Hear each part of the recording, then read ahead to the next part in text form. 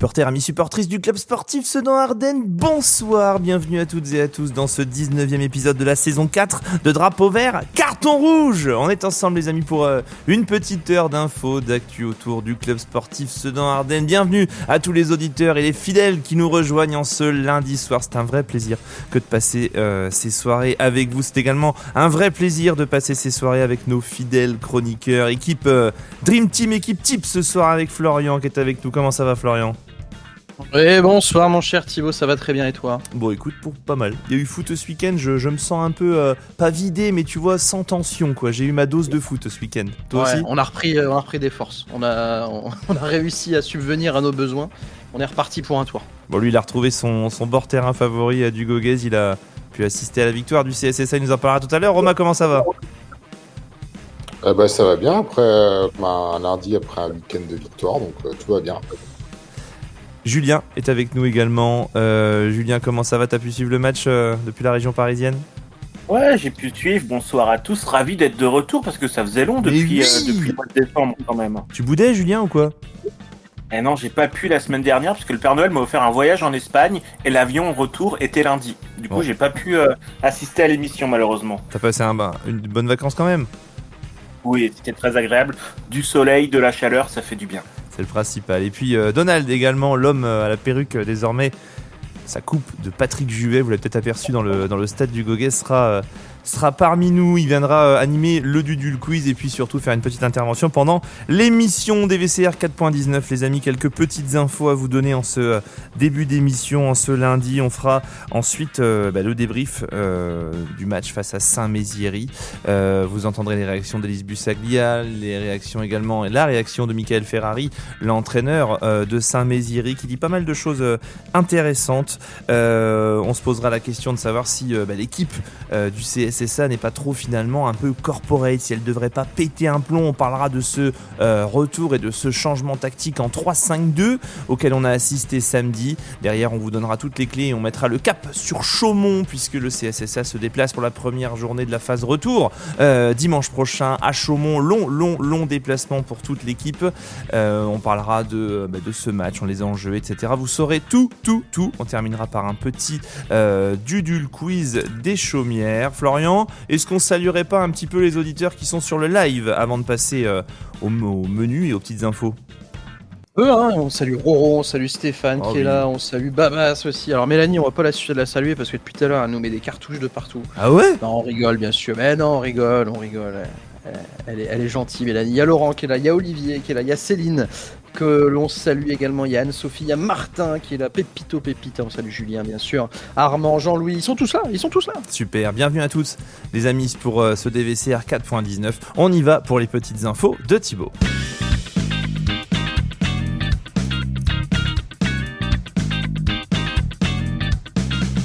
À commencer par nos félicitations, ça ne vous a pas échappé. Hier, si vous êtes fan du CSSA, si vous êtes fan de foot, Teddy Pellerin et Kalidou Koulibaly, entre autres, ont remporté la Coupe d'Afrique des Nations 2026.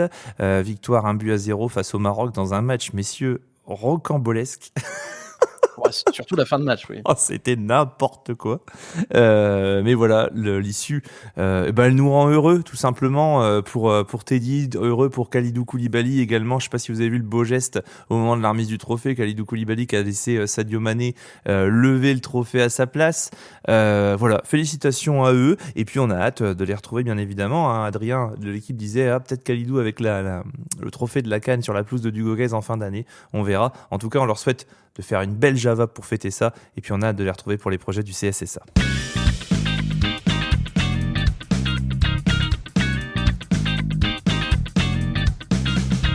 Un petit match amical pour la réserve ce dimanche face à Le Chêne, l'USA Le Chêne qui évolue en R3.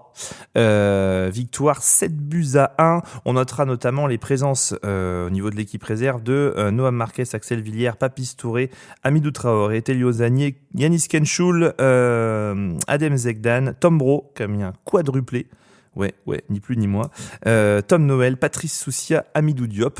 Et puis, vous nous excuserez pour ceux qu'on a oubliés. Il y avait également des joueurs qui n'étaient pas très connus, donc peut-être des essais aussi en ce dimanche. En tout cas, la réserve qui commence, elle, sa préparation pour reprendre le championnat de R3. On rappelle qu'elle est leader de son groupe.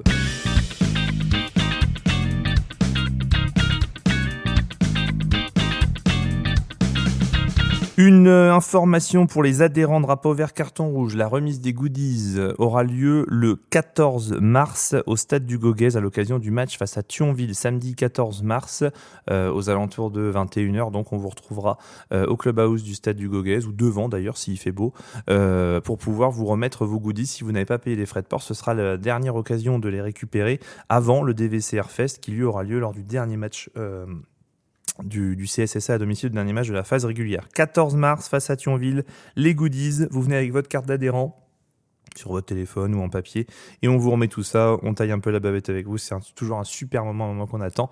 14 mars les amis.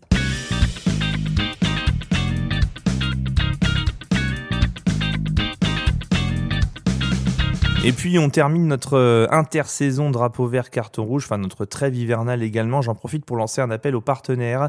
Si vous êtes une entreprise qui désire soutenir drapeau vert carton rouge et vous afficher également sur les contenus médias proposés par l'association, sachez que c'est le moment de nous contacter pour vous afficher avec nous sur toute la deuxième partie de saison. Bien évidemment, les tarifs que l'on peut vous proposer en encart sont divisés par 2 puisqu'on est à la moitié de la saison.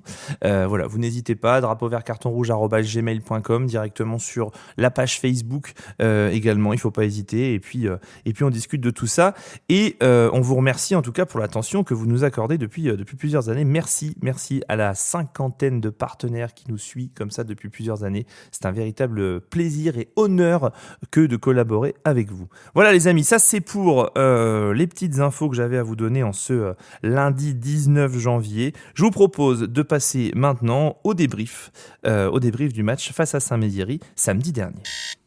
Copain Vincent de la Ligue Vert et Rouge qui gagnera avec un but de plus que l'adversaire. Cap Vert qui a un petit état large du Cameroun. Bonne touche dans les 22 adverses. Londres a la volonté de faire forteresse. Ça fait 3 bizarres. Samedi dernier au stade du Goguez, le CSSA ponctuait sa phase aller des matchs de R1 au Miris, réception de Saint-Mézières, match qui avait été reporté suite à des problèmes de date par rapport à notamment je crois la qualification de Saint-Mézières en Coupe de France qui était là un peu plus loin que le CSSA. 11e journée donc de championnat, une victoire 1-0 du CSSA, un contenu dont on va reparler bien évidemment, on va reparler de plein de choses, vous allez entendre les réactions d'Élise Bussaglia, vous allez entendre également la réaction de Michael Ferrari, l'entraîneur de Saint-Mézières, qui a quelques petites choses sympas à nous dire. C'est toujours sympa d'avoir le regard de l'entraîneur adverse aussi sur le CSSA. On demandera à Roma, Julien, Florian de tout ce qu'ils ont pensé sur le terrain. On va parler du 3-5-2. On va se demander aussi si péter un plomb à un moment donné, ça pourrait pas donner un peu de folie dans ces matchs et peut-être débloquer des situations. C'est pas moi qui le dis, c'est Élise Bussaglia, vous allez l'entendre. Mais avant de parler de la pelouse, Donald voulait nous parler de la tribune. Vous n'êtes pas sans savoir que la nouveauté en tribune samedi dernier, c'était le fait que les Young Boys restaient dans l'aileron seuls et que le COP Vert et Rouge, le KVR, rejoignait l'entrée A, c'est-à-dire tout à gauche quand vous regardez depuis la tribune partenaire. Donald, je te laisse la parole. Tu voulais intervenir par rapport à ça ? Ouais, juste pour faire part de ma petite déception de ce qui se passe un petit peu entre les COP en ce moment. La séparation pour moi du KVR et des Young Boys, c'est bien dommage. Je ne vais pas rentrer sur les détails et les faits qui font qu'on en arrive là. Hein. Chacun prend ses décisions pour ses propres raisons et peu importe. Mais c'est vraiment dommage. Aujourd'hui, d'avoir déjà une ambiance qui est plus que moyenne. Hein. Tous ceux qui étaient entre les deux COP ont dit que c'était un brouhaha pas possible. Que évidemment, oui, les Young Boys ont fait plus de bruit parce que c'était plus nombreux, mais ça n'empêche que deux ambiances différentes pour le même public, c'est quand même vraiment vraiment dommage. Vous étiez en face, et je crois que vous avez eu le même ressenti. J'ai discuté avec Colin Villa au clubhouse à la fin du match, c'est pareil, il trouvait que c'était pas une bonne idée. Enfin voilà, tout ça c'est pas constructif. D'autant que moi, ce qui m'inquiète un petit peu, c'est de se dire que comme c'était la première fois que les COP étaient séparés, tout le monde a essayé de mettre ses forces en présence au maximum, et que j'ai l'impression que c'était quand même pas la meilleure ambiance de l'année en termes de volume. Si c'est ça le meilleur, on est un peu dans la même. C'était pas nul, hein. Moi j'y étais du côté Young Boys. J'ai pas trouvé que c'était complètement nul. Hein. J'ai pas vu que c'était une ambiance, on va dire normale plus. Mais si on était à fond, c'est un peu inquiétant. Voilà, donc moi, si j'ai un message à faire passer aux dirigeants du KVR qui sont partis là-bas, c'est essayer, je sais pas, de discuter, de revoir un petit peu votre position si c'est encore possible. Et puis, sinon, tout, qu'est-ce que vous voulez que je vous dise? C'est en tout cas très très dommage. Voilà mon avis. Vous nous donnez, vos avis si vous étiez au stade ou alors si vous avez regardé des VCR avec les micros. Alors, je précise que nous, au niveau du système, pour le moment, on n'a pas eu le temps de s'adapter par rapport à la captation du son. Autrement dit, si vous voulez, pour le moment, pour être tout à fait clair, on a le micro de Roma en bas qui capte les sons du stade. D'ailleurs, Roma, je vais te demander, toi, ce que tu as ressenti dans quelques secondes. Et puis, on a une caméra qu'on appelle caméra 16, qui est du côté de l'aileron, et qui capte également un peu de son et qu'on fait rejaillir dans le live. Donc, c'est vrai qu'on n'a pas encore eu le temps, entre guillemets, et puis les moyens, surtout pour le moment, de mettre des micros devant la tribune, etc., pour répartir le son. Romain, comment t'as vécu ta soirée, toi, en bord terrain, comme ça, face à la tribune? Après, j'ai trouvé que c'était quand même une belle ambiance. Hein. J'ai trouvé que ça chantait fort. Il y a eu des moments où c'était coordonné. Donc après, j'ai pas forcément ressenti le plus ou le moins, à vrai dire. Voilà, j'ai trouvé quand même que ça chantait fort par moment. Et je l'ai peut-être moins ressenti que certains. Ok. En live, j'ai pas de réaction. Julien, tu l'as entendu sur le live, toi? T'as entendu une différence ou pas? Alors moi, ça m'a pas choqué et je trouve que même il y a du potentiel justement d'avoir deux copes un peu à l'opposé. Ça peut se faire un peu des échos comme on peut voir au Vélodrome par exemple ou même au Parc des Princes avec deux copes qui se répondent. Alors pour ça, faudra avoir un dialogue, faudra avoir des copes qui s'entendent du coup, mais voilà, ils ont acté une séparation, mais c'est pas pour autant qu'il peut pas y avoir une belle ambiance à Duloguez.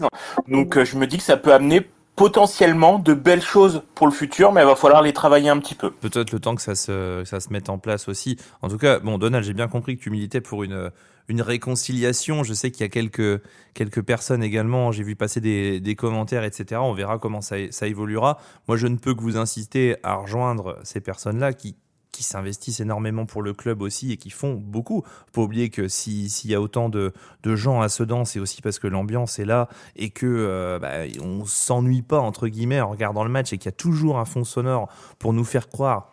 Je voyais également quelqu'un qui disait il y a quelques jours que malgré tout, le stade est quand même à 90% vide et parfois on a l'impression qu'il est beaucoup plus plein que quand il y a 3000 personnes, enfin les 2-3000 personnes. Petite affluence samedi également, c'est peut-être à prendre en compte aussi, 1300 entrées il me semble. Sur des VCR, on a fait une petite audience aussi, faut le signaler, ça suit toujours la courbe. Peut-être qu'avec un peu plus de monde, tout ça va se regonfler, Donald. J'essaye de te donner du baume au cœur. Juste pour répondre à Julien par rapport à son argument des copes qui se répondent et tout, pour faire un petit cours d'histoire de supporters de Sedan. Les premières années du Go où on était en Ligue 1, évidemment, tu avais les Sedan Ardennes, le Club Vouzinois et puis je ne sais plus qui d'autres qui étaient en tribune nord, derrière les buts. Et puis du côté tribune sud, tu avais les KVR, d'abord les Bulldogs, ensuite les Fractions, et puis bref, peut-être je ne sais plus qui y avait encore de ce côté-là, mais ça se répondait parce que, évidemment, c'était la Ligue 1, parce qu'évidemment, on était 15 000 à chaque match en moyenne.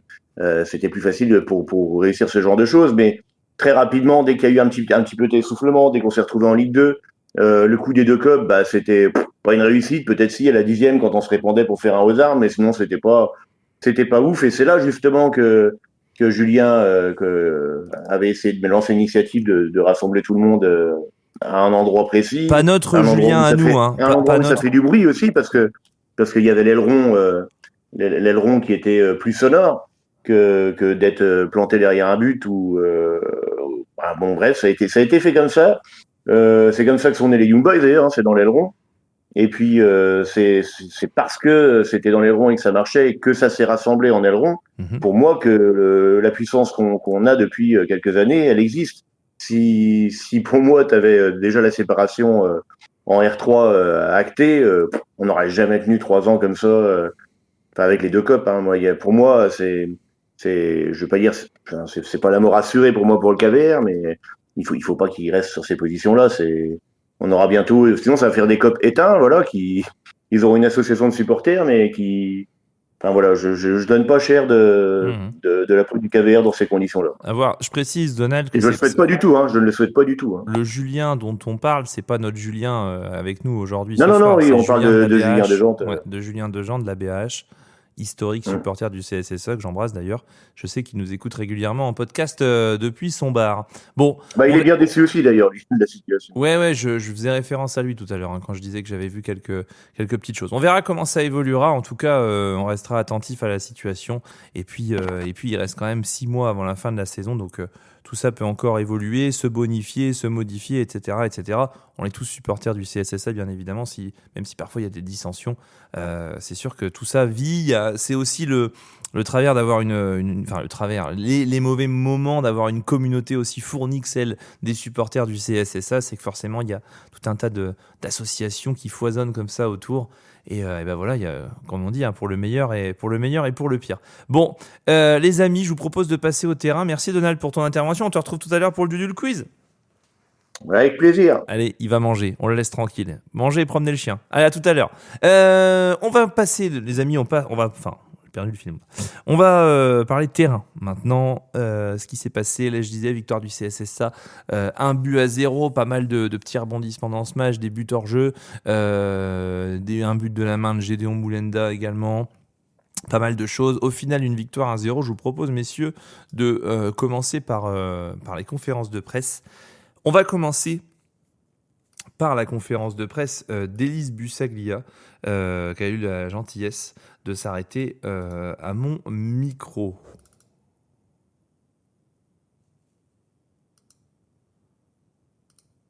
Et elle parle. Ouais, ça fait plaisir de concrétiser ce match par une victoire. On savait que c'était une équipe accrocheuse. On avait vu qu'ils avaient beaucoup de défaites à l'extérieur, que des défaites d'ailleurs, mais ils avaient fait 5 matchs à l'extérieur sur le début de saison. Il y avait 3 matchs avec des victoires avec un seul but d'écart. Donc on savait que c'était une équipe qui était capable de bien défendre. C'est jamais facile de marquer des buts. Il y a une ou deux situations où on doit faire mieux aussi. On peut ouvrir le score, malheureusement c'est pas le cas. On a su continuer quand même à mettre du rythme, à pousser. Après, voilà, c'est un match de reprise aussi, mine de rien. Donc voilà, c'est bien d'avoir relancé la machine. Et puis en plus, là-bas, un peu plus au sud, il y a eu un 1, donc c'est bien. Oui, finalement, l'opération est très bonne pour vous ce soir. Ouais, l'opération, elle est bonne. Pour nous, c'était la fin des matchs allés, mais ce que j'avais dit aux garçons, l'idée, c'est vraiment de se lancer dans cette deuxième partie de saison par une victoire. Donc voilà, c'est dur, il faut créer des choses, il faut faire preuve de prendre encore plus de risques, créer, être à l'initiative de plus de créativité aussi. Ce que je dis, la première frappe, elle arrive au bout de 25 minutes, un quart d'heure pour mettre un premier centre, c'est trop long. Je pense que je leur avais demandé de pousser un peu l'adversaire à la faute aussi, de mettre beaucoup de pression, de finir les actions, d'être dans les zones de décision. Et ça tarde un peu à venir et il faut qu'on soit plus tranchant là-dedans. On disait en fin de live, nous, qu'on n'avait pas grand-chose à reprocher aux joueurs dans le terme de l'investissement. Tu nous rejoins là-dessus. Moi, j'ai trouvé qu'ils avaient fait qu'ils avaient voulu faire beaucoup, en fait. Oui, complètement. C'est ce que je leur avais demandé, de mettre énormément d'énergie, que ce soit avec le ballon en tout cas en situation offensive ou défensive. Et c'est aussi ce que j'avais dit par rapport en R1, on peut rentrer, sortir. Et c'est ce que je leur avais dit. C'est ce qui va passer sur ce match, surtout que c'est un premier match. Les 11 qui sont sur le terrain, il faut mettre une énergie folle. Et sur ça, on ne peut pas leur reprocher. Alors bien sûr, après, il y a des choses à corriger et à voir, un petit peu de justesse technique aussi dans les 30-35 derniers mètres. Mais en termes d'investissement, d'énergie, ils ont été top. Ouais, il y a quelques joueurs qui ne sont pas encore prêts. Il y a des joueurs qui sont rentrés un peu plus tard de vacances. Il y a eu des petits pépins physiques, mais du coup, l'idée, c'est qu'on a quand même un groupe élargi et c'est de prendre les 14 les plus, en tout cas, qui nous semblent les plus préparés et les plus performants sur le week-end. Voilà pour la réaction d'Élise Bussaglia. Messieurs, elle dit beaucoup de choses dans son interview. J'ai choisi de passer l'ensemble de son intervention d'un coup. Première chose, c'est les choix qu'elle a décidé de faire. Il y a eu beaucoup de réactions, beaucoup de commentaires au sujet des choix. On rappelle Sofiane Ahmed Messaoud présent dans le groupe, Souel Bouzatchan également, et d'autres joueurs qu'on n'avait pas forcément l'habitude de voir. Noah Bonina également, titulaire d'entrée, Mathis Dubois également. au détriment de joueurs comme Roman Marbehanck, Colin Villa, Yanis Kenchoul, qu'on avait énormément l'habitude de voir l'année dernière. Au final, pour vous, ma première question est simple, en quelques mots. Est-ce que pour vous, l'absence de ces joueurs s'est faite remarquer, ou alors est-ce que globalement, on a vu la même chose que ce qu'on voit sur les 4-5 derniers matchs? Je sais pas si, Florian, ça fait un bout de temps qu'on t'a pas entendu. C'est quoi ton avis là-dessus? T'as senti l'absence de ces joueurs-là, ou alors finalement, c'était quasiment la même chose, quoi?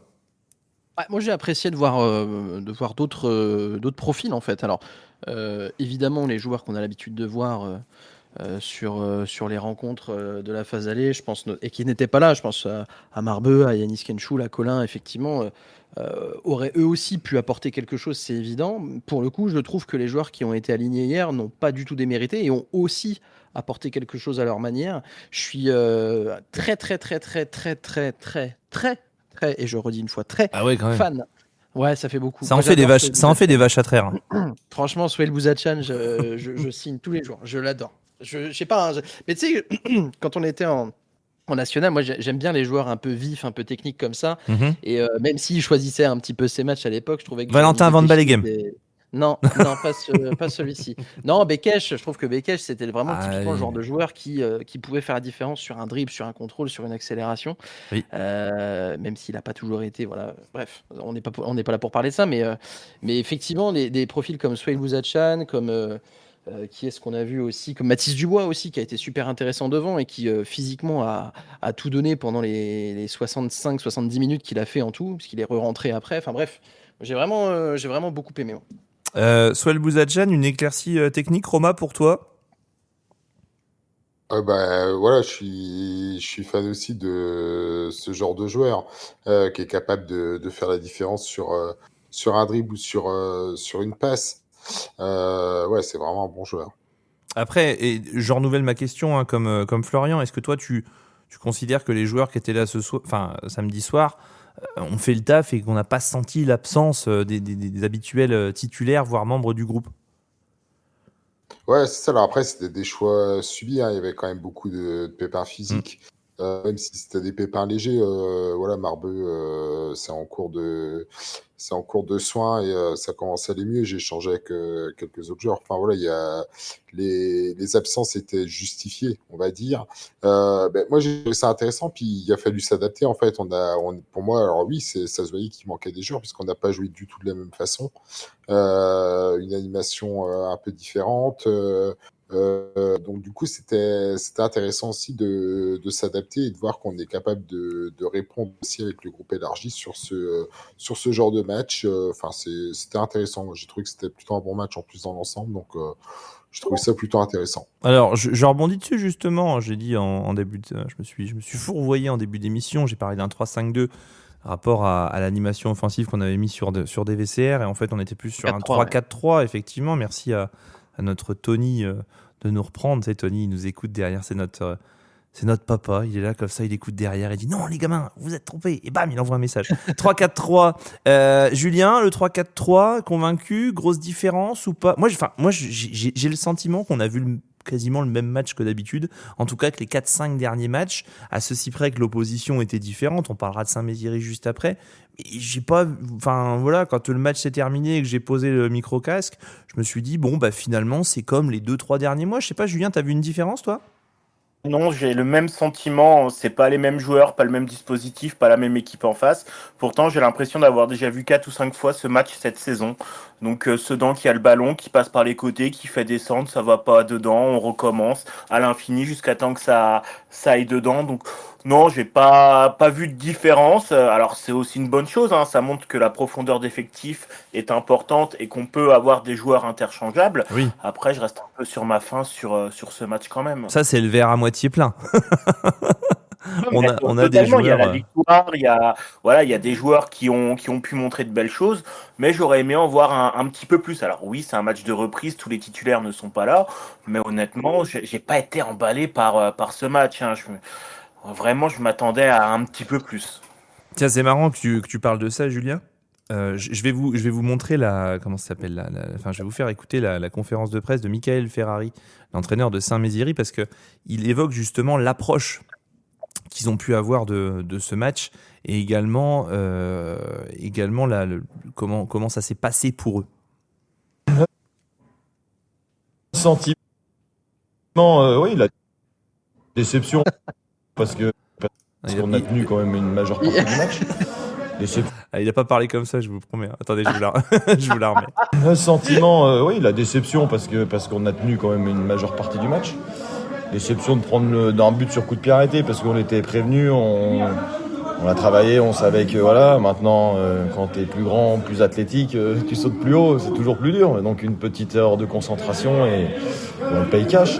Cette équipe nous est supérieure dans tous les domaines. Donc aujourd'hui, on s'est longuement posé avec le staff quand on a préparé la trêve et venir jouer, s'ouvrir, je pense que c'était se mettre une balle dans le pied. Donc oui, c'était atypique, hein, mais c'est ce qu'on voulait faire. On s'était presque fixé comme cap d'arriver à 0-0 à la mi-temps, première étape de fête. Après, on s'est dit on va essayer de tenir à la 75e. Et puis après, on s'est dit si on est à la 75e, et ben on avait peut-être préparé quelque chose pour se dire allez, maintenant qu'on est là, pourquoi pas essayer de tenter quelque chose. C'est plus facile de courir tout un match avec un ballon que sans le ballon. Donc il y a aussi la souffrance physique, ok, mais il y a aussi la souffrance mentale parce qu'on est resté discipliné. Dans ce genre de match, les sens, ils s'éveillent plus qu'à la coutume aussi. Il faut rester à l'affût de tout parce que ça bouge plus vite en face, le ballon il sort plus vite des pieds. Et puis oui, après sur le banc, il manque des joueurs, nous majeurs, qui auraient pu apporter un peu de 109 sur le banc, ou même sur le 11 au départ. Mais bravo sur la discipline. Moi, c'est ça que je retiens, c'est la discipline qu'on a eue. Voilà. Vous savez qu'en venant ici, c'est difficile. Hein.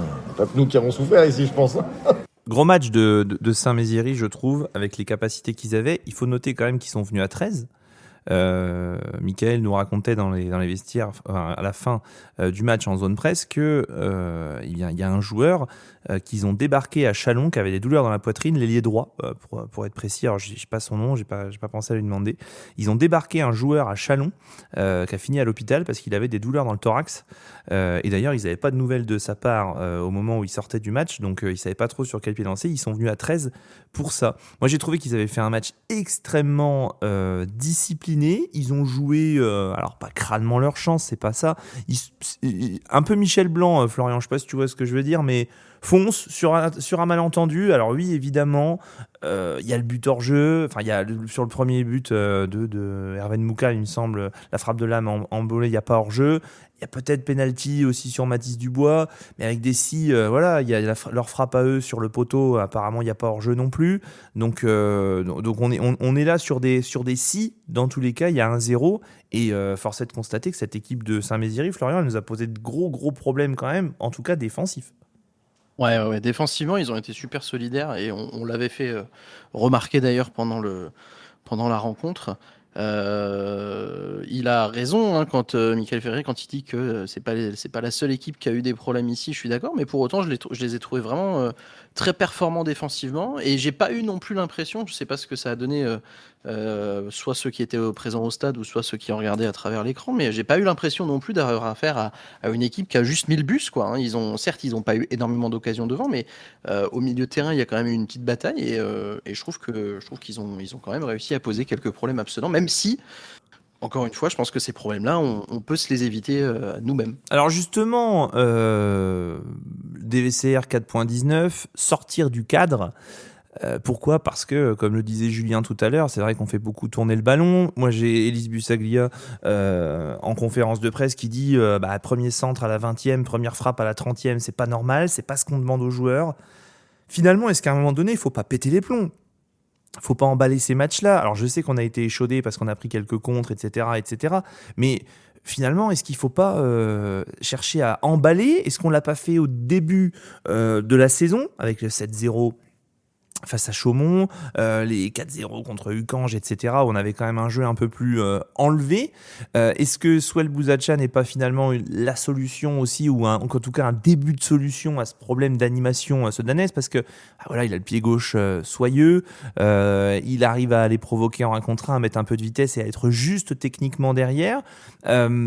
Julien, t'es le coach de Sedan demain, t'es dans la veine d'Élise en disant aux gars, allez les gars, faut y aller, faut frapper, faut emballer. J'ai souvenir de plusieurs ballons sur retour à 30 mètres, on n'allume pas quoi. J'ai pas l'impression qu'on se fasse plaisir parfois. En fait, c'est compliqué. Je trouve que Florian est très gentil par rapport à Saint-Mézières en disant qu'il est toujours gentil, Florian. Pour moi, c'était un bus quand même. Ils sont très peu sortis de leur moitié de terrain, Oui. se mettaient beaucoup au sol. Je me rappelle du numéro 8 qui est resté 3 fois au sol en très peu de temps, qui amène à la colère d'Anne Bakoto, d'ailleurs. Donc, non, je trouve que c'est compliqué face à ces équipes-là de produire du jeu, de mettre de l'intensité et d'avoir ce petit brin de folie quand il y a zéro espace. Alors, oui. Peut-être des frappes de loin, ça on pourrait en avoir un peu plus. J'expliquais ça à mon frère par SMS pendant le match, je leur disais pourquoi ça frappe pas, pourquoi ça tente pas de plus loin. Il y a beaucoup de ballons aux 20-25 mètres plein axe et on repart sur les côtés, on refait tourner un peu comme en handball, alors qu'on pourrait décrocher des patates, sachant qu'il y a des joueurs qui sont capables de faire ces frappes-là. Il y a des Borgnet, des Ngbakoto, tu peux leur dire mettez des patates de forain en pleine lucarne. Faut faire ça, faut arrêter de la jouer à la Brahim Diaz, à faire des petites panenka ou des trucs comme ça. Non, faut tenter les patates pour mettre les buts. Et c'est peut-être ça qui a manqué. Et c'est peut-être ça aussi qui manque depuis 3-4 matchs. On tente très peu de loin. On veut toujours se jouer avec sur les côtés, faire des centres. Et du coup, l'adversaire connaît notre jeu, sait comment on va jouer. Et donc, il n'y a plus cet effet de surprise. Alors que si tu tentes quelques frappes de loin, ça va les obliger à sortir et créer des espaces. Roma, ça marche pas, faire tourner le ballon sur les côtés, essayer de déstabiliser le bloc de manière latérale. Quand on joue aussi bas que Saint-Mézières, ils avaient quoi alors 11 joueurs dans les 30 mètres, ils étaient devant leur surface. À 30 mètres, ça marche pas, ça ? Ouais, non, ça marche pas. Mais alors après, je suis pas du tout d'accord avec Flo non plus. Saint-Mézières, ils ont clairement mis. Allez vous faire foutre, je me casse. Voilà. Ouais, merci, ça fera des vacances. Allez, bonne journée. Voilà.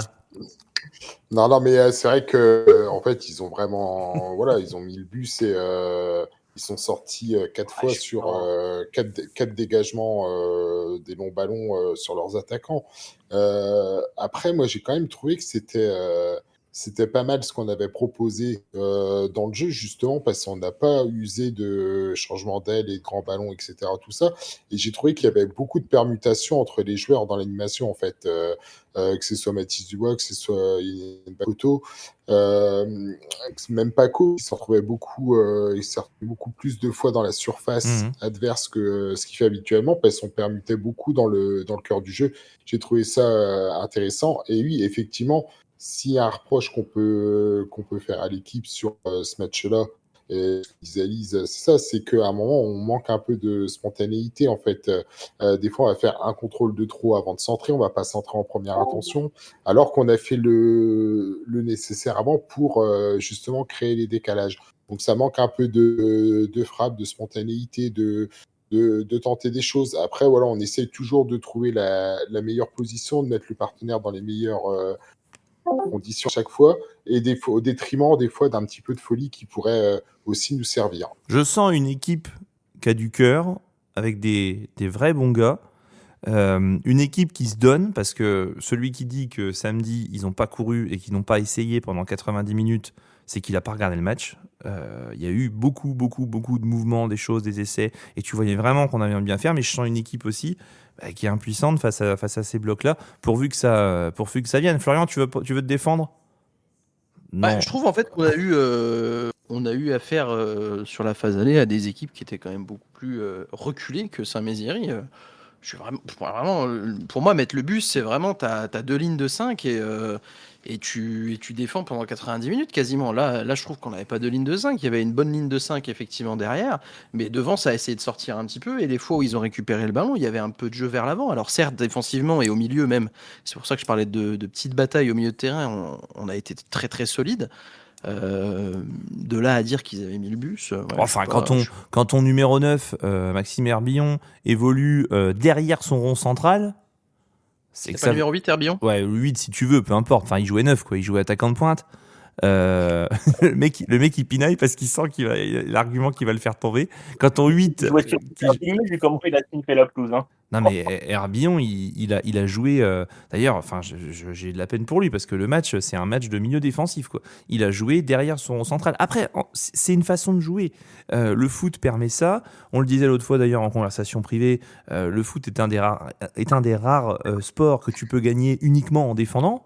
C'est tout, c'est une façon de jouer. C'est plus sur le côté CSSA face à ces situations qui se reproduisent où on est en panne de solutions. Bouzatchan est peut-être, messieurs, une des solutions à voir. Mais c'est vrai que moi, personnellement, si je peux donner un avis aussi, je trouve que ça manque de folie, en fait. À un moment donné, je comprends qu'on veuille pas se faire contrer, je comprends qu'on veuille cadenasser les choses, que la dimension physique fasse que, voilà, forcément, les équipes à l'extérieur, elles finissent, comme le disait Michael Ferrari, par plier, parce que courir sans le ballon, c'est toujours plus dur que courir avec le ballon. Mais je trouve que ça manque un peu de folie, quoi. À un moment donné, on a des joueurs qui sont techniques, qui ont, comme dit Julien, des grosses frappes, et on n'en voit pas énormément. En tout cas, pas assez samedi. Quelques infos. Épernay, Cormontreuil, 1-1 samedi dernier. Ça, c'est un gros résultat pour le CSSA. Bonny également l'a emporté 6-0 face à Fanières. Fanières, ça va être compliqué encore tout au long de la saison.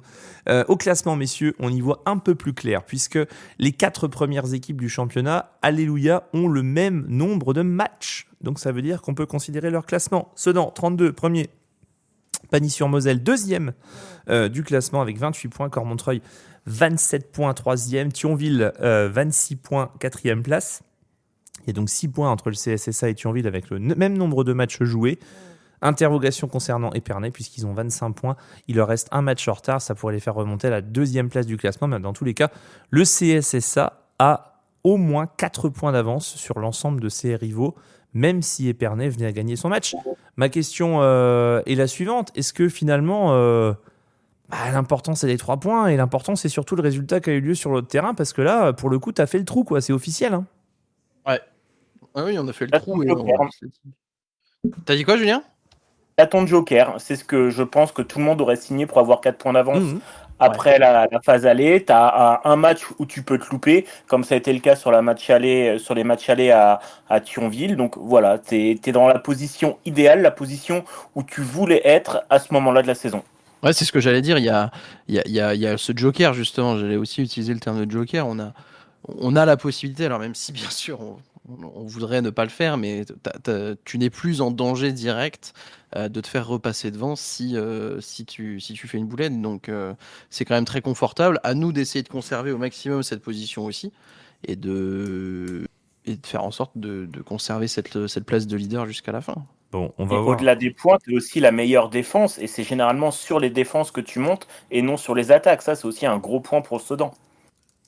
Bon, messieurs. Romain, le fait que maintenant tu aies 4 points d'avance, un petit joker, est-ce que ça peut pas libérer un peu les têtes aussi?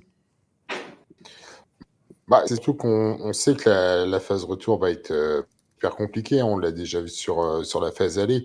Et quand on discute avec les joueurs, c'est ce qu'ils disent. Ils sont conscients que c'est difficile, que tous les matchs sont compliqués. Donc oui, il faut mieux être devant avec 4 points d'avance.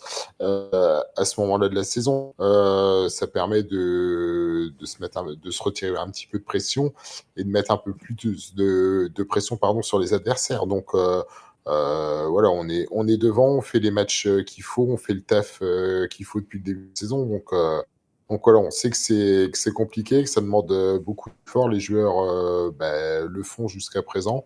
Donc voilà, faut continuer avec le même état d'esprit et on est vraiment dans une dynamique et c'était bien de reprendre par une victoire sur l'année. Voilà, même si c'était effectivement un match en retard de la phase aller, c'était important de se remettre déjà dans une dynamique de victoire. Il y a Tony sur le live qui nous dit « Le manque d'ambition de bon nombre d'équipes n'altère en rien la qualité de jeu du CSSA. Beaucoup de patience face à ces blocs bas. Sedan est devant, c'est bien là l'essentiel, bien évidemment. Il n'y a qu'une chose qu'on regardera à la fin de la saison pour les accessions, etc. C'est le classement. Maintenant, le manque d'ambition, je ne sais pas. Je me demande parfois si... certaines équipes viennent pas en victime en se disant de toute façon Sedan, voilà, il y a que des joueurs au-dessus, ou alors si c'est la réalité, parce que je ne compte plus le nombre d'équipes qui finissent avec la langue en bas des chaussettes à la 70e minute à du Gauguez. Enfin encore là, j'ai posé la question à Michael Ferrari, une fois que vous êtes mené 1-0 à 72e, est-ce que tu sens tes joueurs capables d'aller chercher quelque chose, d'aller repasser la marche avant pour tenter d'égaliser? Il me dit non, on est cuit. On n'en peut plus. Alors c'est à ce moment-là qu'il me dit on était 13 et pas 14. Bon voilà, il manquait un joueur. Mais la dimension physique, elle est quand même pas à négliger du côté du CSSA. L'impact physique que tu peux avoir fait que les équipes en face, elles ont 60, 65, 70 minutes pour s'exprimer. J'écarte bien évidemment Épernay, Cormontreuil et Thionville, qui sont des équipes qui ont un peu plus, mais même Pagny, j'ai pas senti dans les 20 dernières minutes du match à Pagny l'énorme danger sur le but de Sedan. Messieurs, autre chose. Oui, vas-y, Romain. Oui, non, juste pour aller dans ton sens. Et c'est ce que l'entraîneur de Saint-Mézières disait, c'est que voilà, ils ont passé sur les 90 minutes du match, ils ont passé 80% du temps à courir après le ballon. C'est nous qui avons le ballon, c'est nous qui faisons courir l'adversaire. Et donc, du coup, pour eux, à un moment, t'es cuit, quoi. Courir mentalement et physiquement, quand tu cours après le ballon, c'est hyper dur. Entièrement d'accord. Il y a Quentin qui nous dit on est aussi devant grâce aux confrontations directes. Bien sûr, on l'a dit à plusieurs reprises dans l'émission, en entre le mois de septembre et le mois de novembre, le calendrier était fait de sorte à ce que, a été mis en place et voilà, le fait est que les gros allaient s'affronter en fin de première partie de saison. Donc forcément, les affrontements directs, ça joue en faveur de ceux qui ne jouent pas les uns contre les autres. Voilà, on en tire les bénéfices en toute fin. Ça aurait peut-être pu être au tout début, mais c'est pas le cas. Tu as joué Marnaval, Chaumont, tu as joué toutes les équipes de bas de tableau quasiment, à l'exception de Saint-Mézières d'ailleurs, en tout début de championnat. C'est assez particulier comme calendrier cette année, même si c'est pas fait exprès. Messieurs, autre chose à rajouter pour ce match ? Rien. Juste une commentaire était très bon et la réalisation excellente. Alors on a eu quelques petits soucis, il faut le dire, quand même, mais qui sont pas uniquement de notre ressort. On a un problème pour tout vous avouer avec Facebook. Florian, qui comprend pas qu'on diffuse des matchs de cette qualité et qui dit non, vous diffuserez pas, vous ne retransmettrez pas des matchs qui sont pas à vous. Et nous on n'arrête pas de leur dire si c'est nous. Mais bon, ils ont cru qu'on diffusait en avant-première la finale de la CAN, quoi, presque. Enfin, je sais pas ce qui s'est passé, mais le niveau de jeu était le même. Non, on s'est fait. Oui, c'est vrai qu'au début c'était pas triste. Non, mais ouais, on a eu des problèmes et puis bon, YouTube qui a fait des siennes aussi. Enfin bref, tout est revenu à la normale et effectivement, vous avez pu remarquer les nombreuses innovations qu'on a commencer à mettre en place. On a hâte de poursuivre le travail. Une dernière info amusante aussi, Michael Ferrari, il repart de la conférence de presse, on avait déjà éteint les micros, il se retourne et puis il nous dit on a bien muselé Paco Bornier aussi, c'était vraiment notre plan, c'est-à-dire qu'on voulait pas qu'il touche un ballon et on voulait absolument pas qu'il ait 3 mètres pour orienter le jeu. Donc il y avait un plan anti-Paco mis en place. Et apparemment ça a quand même fonctionné aussi. C'est le sanglier d'or, qu'est-ce que tu veux. Le métronome, le ballon d'or du 08. Bon voilà pour ce débrief de Saint-Mézières en long, en large et en travers. Je vous propose qu'on parle maintenant du match qui va se passer ce week-end parce que il va falloir s'y habituer, mais il va y avoir quasiment un match tous les week-ends maintenant jusqu'au mois de juin et ça c'est cool. On va passer au brief et on va vous donner toutes les infos nécessaires pour le match Chaumont-CSSA dimanche prochain.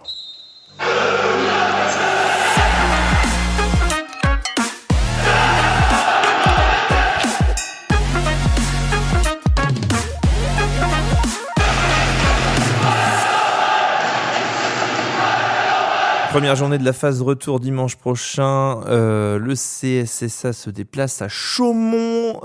Quelques bons souvenirs de la réception de Chaumont à Dugoguet. C'était le fameux 7-0, il me semble, avec une soirée feu d'artifice en début d'année dernière, en début de saison dernière. Ce sera sans doute pas la même à Chaumont. Alors, je vais vous donner les infos que j'ai. On n'a pas toutes les infos et le club de Chaumont n'a, lui non plus, pas toutes les infos. On ne sait pas à l'heure actuelle si le match aura lieu sur le terrain synthétique ou dans le stade, le stade historique d'Audun.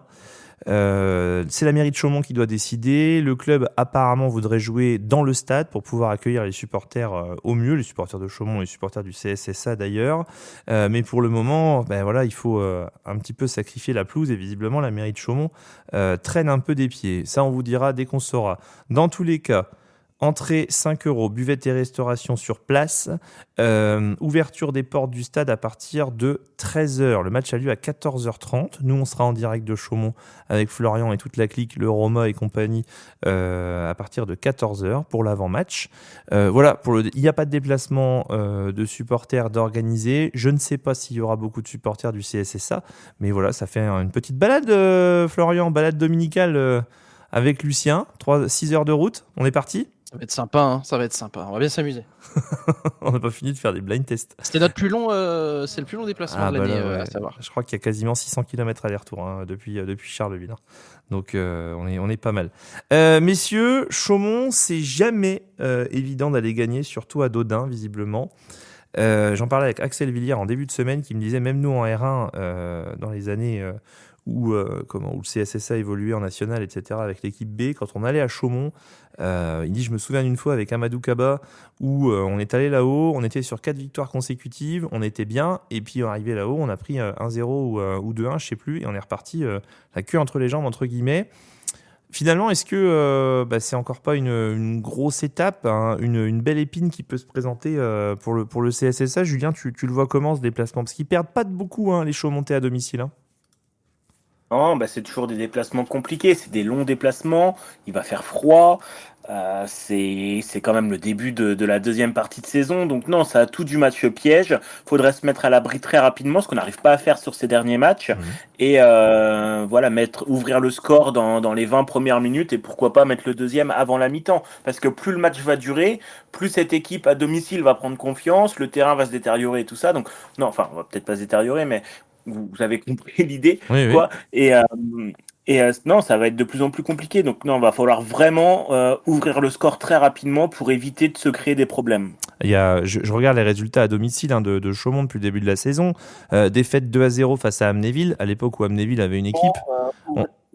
On en reparlera aussi du problème Amnéville à mesure que le championnat reprendra. Victoire 2-0 contre Fanière, petite défaite contre Pagny-sur-Moselle, 1-0, je ne prends que les matchs à domicile. Hein. Victoire 4-2 contre Étanges-Grande, match nul face à Cormontreuil, 1 partout.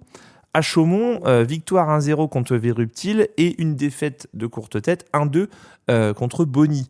C'est chaud à chaque fois, Roma. Il va falloir aller au charbon et puis pourquoi pas balancer des ballons un peu plus qu'à du Goguet si jamais ça se joue sur herbe. Ouais, c'est ça. Alors après, je vais pas être original dans ce que je dis, parce que je le dis régulièrement, c'est pas pour être rabat-joie, mais c'est vrai que tous les matchs sont compliqués. En fait, il n'y a pas un match simple. On l'a vu sur la phase d'aller.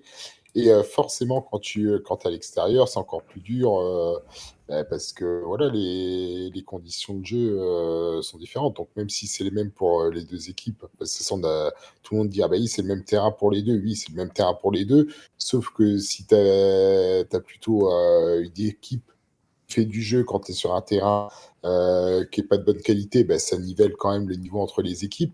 Et puis, quand tu as l'habitude de jouer aussi chez toi, forcément, c'est un avantage. C'est le principe quand même. C'est pour ça qu'on fait des matchs aller-retour. Donc, c'est vrai que je me fais reprendre à chaque fois en disant oui, c'est le même terrain pour les deux. Oui, mais ça joue sur le match. Mais oui, après, on sait que tous les matchs vont être compliqués. On est attendu de partout.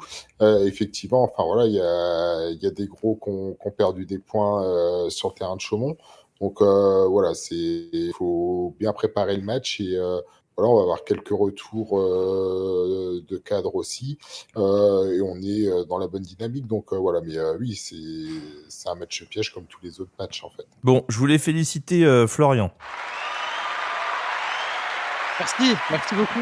Je sais pas pourquoi, mais merci. Et Dieu sait que ça me fend le cœur. Il s'en rappelle même pas. C'est le seul qui a mis le bon prono de la semaine dernière pour ceux dans Saint-Mézières. Oui. T'as pronostiqué 1-0, Florian. Bravo. Une réaction? Ouais. Non, mais ça va de tout. Merci, Florian. Et du coup, c'est avant tout un travail d'équipe qui dit n'importe quoi. Messieurs, pronostic pour ce match. Quoi, j'ai gagné quoi, du coup? Bon, tiens, je te le remets. Merci. Ouais, c'est bon, c'est tout. tout. Allez, tiens, t'as gagné le droit de commencer pour le prono de cette semaine, Florian. Eh bien, ce sera un 4-1 pour le CSSA. Oh là là, 1-4. Pouah. C'est ça. Ok, festival. Julien. Je sens un gros match, 2-0 pour Sedan. T'avais pas fait la même blague la semaine dernière déjà? Si, je crois que tu avais fait une blague dans ce... C'est Alex qui avait fait ça. Ah ouais, ça va jouer à mort et tout. 1-0.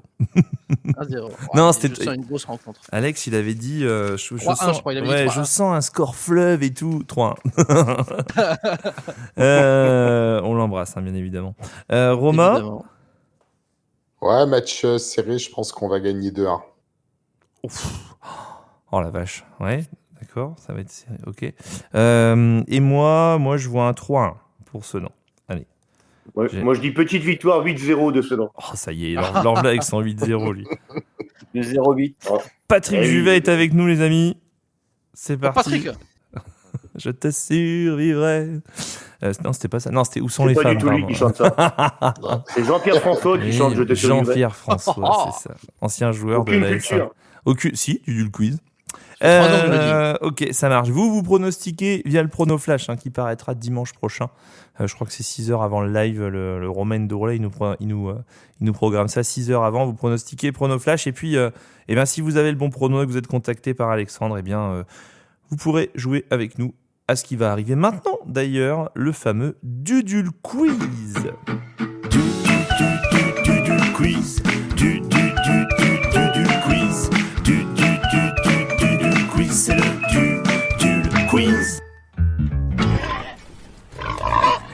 Le Dudul Quiz de ce mois de janvier, premier Dudul Quiz avec un auditeur. On accueille Olivier dans quelques instants qui va tenter de défier la team DVCR. S'il peut se connecter d'ailleurs, Olivier, ça peut être cool, les amis. Juste avant, tiens, il y a Tony sur le live qui nous dit « Moi, 3-0, doublé de Zanier et but de Swell Bouzachan ». Ah, j'ose imaginer le rictus de Tony si Telio fait doubler et Bouzachan fait but. J'ose imaginer le plaisir qu'il pourra avoir. Et puis une autre réaction qui dit Tony qui dit il faut aller il faut des espaces pour pouvoir mettre de la folie. Je pense que juste commencer par les tirs de loin déjà ça peut être, et puis jouer un peu plus en première intention sur des centres, des choses comme ça peut être déjà mettre la pierre à l'édifice, mais ça fait partie du débrief et du briefing. Olivier, bonsoir, comment ça va? Bonsoir. Olivier. Vous m'entendez? Oui, on t'entend très bien. Bienvenue sur Drapeau Vert Carte Rouge, Olivier, fidèle auditeur. Merci à vous. Merci à vous. Et je suis content d'être parmi vous ce soir. Nous aussi. Supporter expat plutôt ou alors ardennais qui va du Gauguez? À la base, je suis ardennais de base. Je suis natif de la Pointe de Givet. Ouais. Et depuis 2001, je réside à Reims. Oh là là là là là là. Ah bah voilà, on peut pas être parfait. Hein, moi je joue pas avec lui, je m'en vais. Allez, bonne journée. Bon, c'est tout. Voilà. On va dire que t'as plaisir à retrouver les Ardennes régulièrement. Quand tu reviens, ça fait une bouffée d'oxygène. Tout à fait. Voilà. Bon, ça marche. Donald, à quoi on va jouer ce soir dans ce Dudul Quiz? On rappelle, Olivier, que tu joues pour te qualifier pour la finale qui aura lieu la semaine prochaine. Si tu gagnes ce Dudul Quiz, tu viendras jouer la finale contre un auditeur éventuel pour tenter de remporter une nuit pour deux dans les suites Mana. Donald, la parole est à toi. Alors déjà, faut que je te raconte. En vrai, j'ai préparé mon Dudul Quiz comme d'habitude en fin d'après-midi, vite fait, au bureau avant de partir. Et puis je me dis, tiens... j'imprime ça et puis je rentre, quoi. Oui. Bon, bah, j'ai oublié la feuille dans la feuille. Voilà. C'était l'anecdote. Bon, ça c'est fait. Mais bon, alors, du coup, je me suis rendu compte de ça il y a environ 5 minutes. Ah oui, d'accord. Donc, j'ai écrit vite fait sur une feuille de papier manuscrite mon Dudul Quiz, mais au lieu des 4 questionnaires que j'avais préparés, il n'y en a que 2. Ce qui fait que, normalement, Olivier aurait dû avoir 3 adversaires. Et finalement, il n'en aura qu'un. Olivier qu'un. Oh oui. On va dire. Je te l'aimais. Bravo. Le mec arrive à rebondir sur une vanne alors qu'il a oublié son Dudul Quiz. La bonne nouvelle, c'est que tu auras quand même 2 questionnaires de prêt pour la semaine prochaine, Fumier. Exactement. Alors, c'est du coup un questionnaire avec 5 vrais ou faux, enfin 5 réponses. C'est l'un ou l'autre, il y a 2 choix. Et tu dois faire mieux que un des 3 ou 4 chroniqueurs. 4, ils sont 4. Donc tu vas choisir ton adversaire qui va essayer de faire en un temps record le maximum de bonnes réponses. Et après, tu devras faire juste mieux que lui. Je t'écoute, Olivier. Contre qui tu veux jouer? Bah, Flo. Allez. Tu vas jouer contre Flo. T'as choisi le plus mauvais, c'est impeccable. Les 3 autres au vestiaire. Ok, une soirée. Merci. Salut. Alors, on va démarrer avec le questionnaire de Flo. Je lance le chrono et puis tu essayes de me répondre le plus rapidement possible. Flo, bien sûr. Attention, c'est parti. Il y a un Sénégalais passé par Sedan se prénommant Basile qui compte plus de 5 sélections nationales. Vrai ou faux? Faux. Faux. Bonne réponse. Stéphane Leroux a plus marqué avec l'Estac qu'avec Sedan. Je vais dire vrai. C'est faux. Qui compte le plus de sélections? Est-ce que c'est Claude Brény ou Zachary Noah? Zacharino. C'est faux. Ils n'en ont aucune ni l'un ni l'autre. NDFI a mis un triplé contre le PSG en moins d'une heure de jeu le 2 décembre 2000. Est-ce qu'il a mis un triplé? Attends, il y a qui? En moins d'une heure de jeu le 2 décembre 2000. Est-ce que Je vais c'est vrai dire ou faux? faux parce que c'était en 63 minutes. C'était vrai. Il a pris au piège. Et à la fin, dernière question. Flox a connu plus de séparations en tribune que dans sa vie amoureuse. Bah, il a jamais été amoureux, donc je vais dire vrai. Eh bien non, c'est faux. Comment tu le sais? Tu lui as demandé? J'ai demandé à l'intéressé. Merde. Et par contre, t'avais dit qu'il y avait soit l'un, soit l'autre. T'as pas dit qu'il pouvait y avoir les deux. Hein. Oh, T'as ça dit, y il y a est, deux Oui, choix. c'est con ce qui t'arrive. Alors, mais moi, je fais ça avant tout. Bon, t'as marqué un point quand même, Flo, ça va. Ouais, t'as marqué un point. Ouais. Mais Et Basile Le Carvalho, qui était sénégalais de base, il a double nationalité avec la Guinée-Bissau et c'est là qu'il a fait ses sélections. Non, Mais je il fais n'en a ça fait que avant tout 3. je fais ça avant tout pour faire gagner l'auditeur. C'est la Saint-Florian Voilà, c'est aujourd'hui, c'est ça? C'est quoi? Oh, C'est à Olivier, il Saint-Florian. te suffira de répondre à 2 bonnes réponses et tu es qualifié pour la finale. Si. Sur 5 Rien, Olivier. questions, c'est pas mal. Rien. On va essayer. Allez. Alors attention, c'est parti. Vrai ou faux, il y a 2 Sénégalais passés par Sedan, dont le prénom est Moussa, qui compte plus de 50 sélections. Vrai. Tu dis vrai et c'est faux. Le record d'affluence à Duguez, c'est contre Guingamp en 2010. Vrai. Eh bien non, c'est Non, faux. En 2006. C'est en 2006. Allez, Ah Aline oui, Yaya l'année. a marqué plus de buts avec Lens qu'avec Sedan. Vrai ou faux? Faux. Eh bien, c'était vrai. NDFI a plus marqué avec Sedan que Alex Di Rocco. Vrai ou faux? Vrai. C'était faux. C'était Di Rocco. Oh là là, c'est catastrophe. Il y avait moins de 50 personnes au Club House après la rencontre de samedi. Faux. Eh bien, c'était vrai. Tu as réussi l'énorme performance de réussir à ne donner aucune bonne réponse. Bravo, Ah oui, Olivier. voilà, top. Je suis tellement désolé, Olivier. Bah ouais, mais- Ah, C'est non, une mais- victoire 1-0. On aurait dit le match de samedi soir. Florian, Voilà. non mais le mec, Florian, tu te rends compte, Florian, à cause de ta réponse là, voilà, Olivier, il est tout malheureux maintenant. Bravo, Florian. Hein. Non, non. J'espère que Non, t'as j'ai mal au donné- cœur. Hein. Bravo. J'ai donné du mien. Finalement, Olivier, même pas qu'un. Oh là. Bravo, Bon. Donald, bravo. Désolé, Olivier, tu seras avec nous quand même pour regarder Chaumont-Sedan Bien dimanche. sûr. Bien sûr, avec plaisir, toujours. Super. Eh ben merci à toi. On te souhaite une bonne semaine et puis à bientôt alors. Voilà, juste un petit mot. Je voulais Vas-y. juste vous dire, vous faites un boulot exceptionnel, les gars. C'est vraiment grand. Ce que vous faites, c'est exceptionnel. On voit vraiment la qualité de vos réceptions d'images, de vidéos. C'est franchement, je travaille dans la vidéo et je peux vous dire que ce que vous faites, c'est exceptionnel. Eh ben, Voilà, bravo. Continuez encore. Merci beaucoup. Merci, T'apprécies Olivier. le travail et nous on apprécie énormément le compliment. Je l'adresserai personnellement à l'ensemble de l'équipe Drapeau Vert Carton Rouge parce que tout le monde taffe. Ok. hein. Parce Ça que me personne dit- n'écoute. Bah, ils sont tous, tu parles, ils sont tous en train de faire le débrief dans la conversation qu'on a là. À chaque fois, ils réagissent à tout ce qu'on dit. Du coup, merci beaucoup. Merci Olivier. C'était super touchant ton petit laïus. Super. Merci. Bonne soirée à Ok. toi. À bientôt. Salut. Allez, Sedan. À Salut, bientôt. allez, Sedan.